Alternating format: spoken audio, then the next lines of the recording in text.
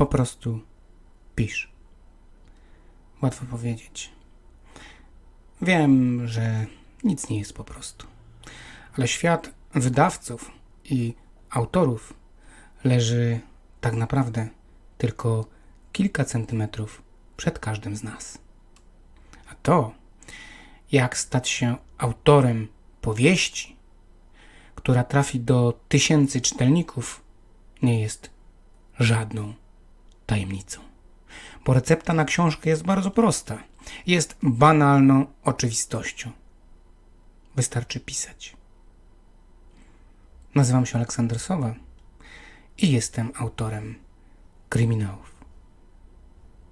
Wielokrotnie dostawałem wiadomości, w których początkujący autorzy pytali, co zrobić, żeby napisać książkę. Nigdy siebie nie uważałem za kogoś, kto może radzić, jak pisać. Od tego są przecież mistrzowie literatury, King czy Hemingway. O tym, jak pisać, wydano naprawdę sporo różnych, czasem nawet zupełnie dobrych poradników pisarskich. Czy wystarczy je przeczytać, a potem zastosować się do rad w nich zawartych, by zostać autorem prawdziwej książki? Nie. Nie ma takiej książki, która daje gwarancję napisania własnej. Kiedyś we wstępie mojego poradnika pod tytułem Autor 2.0 jak wydać własną książkę napisałem, że nie powinienem pisać o tym, jak pisać. Minęło paręnaście lat.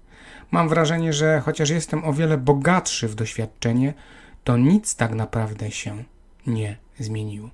Nadal piszę, kierując się przede wszystkim intuicją. Nie widzę siebie w roli kogoś, kto radzi, jak pisać.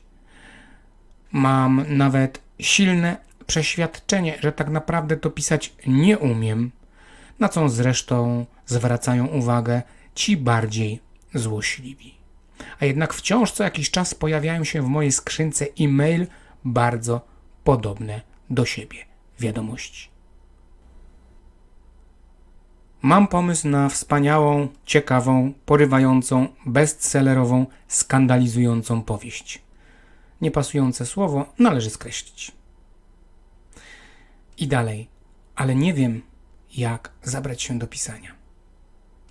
Nie potrafię przelać mojego pomysłu na papier i zamienić w książce. Jak to zrobić? Czasem te pytania są nieco bardziej rozbudowane, ale generalnie wydźwięk jest taki sam. I co wy na to? I co na to odpowiedzieć? Odpowiedź jest tak naprawdę tylko jedna. Jedno zdanie. Pisz. Po prostu. Nic więcej. Banalna, wyczerpująca odpowiedź. Pisz, ponieważ jedną z najważniejszych cech, jakie czynią autora z kogoś, kto pisze, jest upór. Bez tego autor nie zostanie drugim Nabokowem czy Marquezem. Nie zostanie nim, nawet jeśli będzie miał genialne pióro, boski talent, niczym wyżej wspomniani czarodzieje literatury. Bez uporu żaden kandydat na genialnego twórcę, nie mniej genialnych książkowych fabuł, nie zostanie kolejnym Stygiem Larssonem. Upór jest niezbędny, żeby pisać. Pisać, napisać, a potem poprawić książkę. Czyli primo, najpierw książkę trzeba napisać. Jak to zrobić, jest kwestią oczywiście oddzielną, a także sporną. Był człowiek, który stwierdził, że są tak naprawdę tylko 3 najważniejsze zasady pisania powieści. Ale niestety nikt ich nie zna. Remigiusz Mróz zwrócił na to uwagę na samym początku swojego poradnika pisarskiego. Pewne, że aby napisać książkę, trzeba czytać. Tak.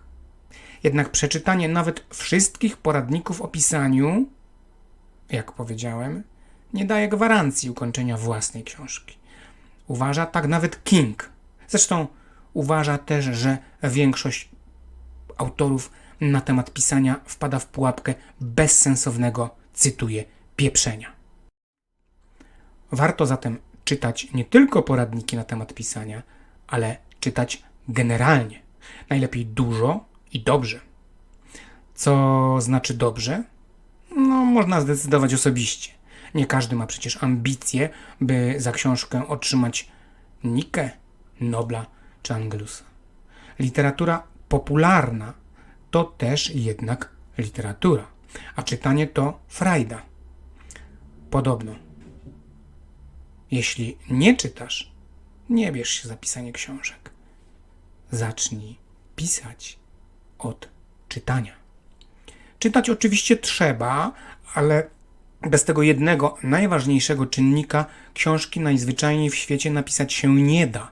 Nie marzenia i mrzonki, ale postanowienie i godne szaleństwa dążenie do celu, bezbrzeżny upór oraz konsekwencja polującego wilka uczyni z ciebie autora. Potrzebna jest przede wszystkim determinacja, bo tylko napisana książka w końcu zostanie książką. Witkiewicz uważał, że jeden jej atom determinacji jest więcej wart niż góra doświadczenia i określił ją jako zapał. Determinacja, upór, konsekwencja. Najważniejszą wadą zapału jest, że zbyt często bywa słomiany. Dlatego bardziej polecam upór i wprost fanatyczną determinację w dążeniu do celu. Jeśli ktoś zaczyna opowiadać mi o wenie, natchnieniu, blokadzie twórczej i takich tam dyrdymałach, od razu wiem, z kim rozmawiam. Rozmawiam z amatorem. To amator. Niestrudzony prawie pisarz. Bardziej gawędziarz niż pisarz.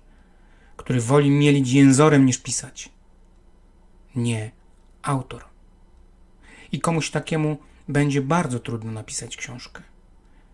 Jeśli chcecie znać odpowiedź na pytania, jak napisać swoją książkę, jak ją dokończyć, jak sprawdzić, aby była dobra i tak dalej, posłuchajcie tego, co mam do powiedzenia.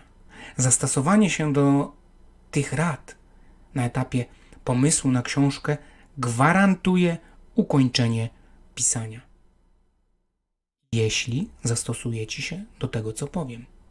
Nie wiem, czy tak napisana książka będzie dobra, bestsellerowa i czy dostanie wspomniane nagrody albo jakiekolwiek nagrody.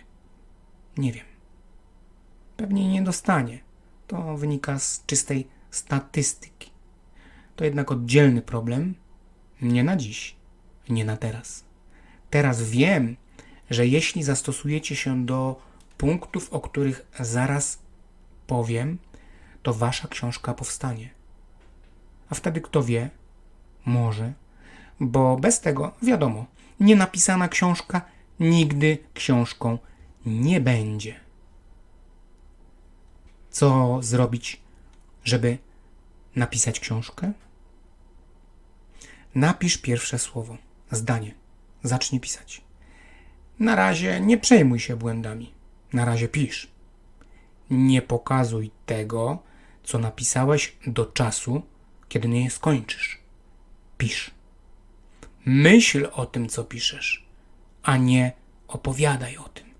Masz pisać, a nie gawędzić o pisaniu. Staraj się nie poprawiać tekstu do czasu, kiedy nie skończysz. Na to przyjdzie pora. Teraz pisz. Pisz w miarę możliwości codziennie. Codziennie, ale rób to. Pisz regularnie. Wyznacz normę. 1000 słów, rozdział dziennie. Nieważne. Istotne, abyś pisał. Abyś był ze swoją historią.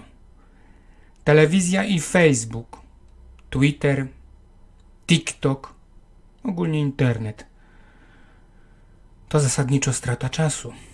Trać go na pisanie, więc pisz. Czas na poprawki przychodzi po postawieniu ostatniej kropki, więc postaw ją. Jeśli nie będziesz pisał, nie postawisz jej i książka się sama nie napisze. Ty musisz ją napisać. Jest wielu chcących pisać, ale autorami zostają tylko ci, którzy piszą, więc pisz. Nie przejmuj się porażką. Pewnie będzie, ale druga książka może będzie lepsza. Tyle, że musisz ją napisać.